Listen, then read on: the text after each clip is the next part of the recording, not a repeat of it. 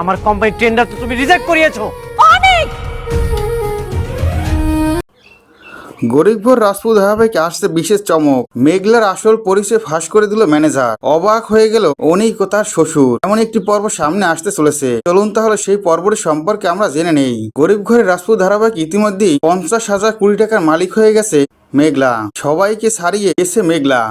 অনেক মেঘলার অফিসে এলে অনেক বারে বারে মেঘলাকে নিয়ে কথা বলে, এটা মানতে পারে না ম্যানেজার তখনই অনেককে ওখান থেকে বেরিয়ে যেতে বলে। অনেককে বলে, আপনাকে আমি এই টেন্ডারটা দিব না, আপনি এখান থেকে বেরিয়ে যান। এ কথা শুনে অনেক অবাক হয়ে যায়। অনেক মনে মনে ভাবে, মেঘলার কথায় আমাকে থেকে বেরিয়ে যেতে হলো, কে সব ভাবতে থাকে। অনেক তার শ্বশুর মশাই গিয়ে সবটা খুলে বলে। যে কথা শুনে অবাক হয়ে যায় অনেকের শ্বশুর মশাই। সে বলে, আমাদের সবটা জানতে হবে, এত বড় কোম্পানির মালিক তাহলে মেঘলা। বেশ কিছুদিন আগেই শুনেছিলাম ওই কোম্পানির মালিক মারা গেছে, ম্যানেজারই সবটা দেখাশোনা করছে।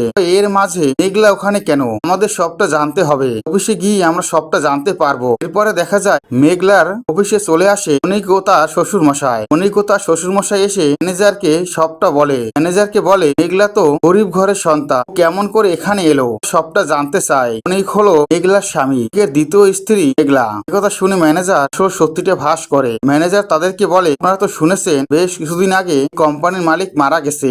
কোম্পানির মালিক মারা যাওয়ার আগেই কোম্পানি তার মেয়ে মেঘলার নামে লিখে দিয়ে গেছে। এখন যে মা বাবাকে দেখতে পাচ্ছে, ওই মা বাবা আসলে মেঘলার মা বাবা নয়, তা কুড়িয়ে পেয়েছিল। এখন এই কোম্পানির মালিক মেঘলা। যে কথা শুনে অবাক হয়ে যায় অনেক কথা শ্বশুর মশাই। গরিব ঘর রাজপুত ধারাবাহিকের আগামী পর্ব এসবই আপনারা দেখতে পাবেন। ভিডিওটি ভালো লাগলে অবশ্যই এটি লাইক করুন। এই ধরনের আপডেট ভিডিও পেতে আমার চ্যানেলটি সাবস্ক্রাইব করে বেল আইকন অন করে রাখো। ধন্যবাদ।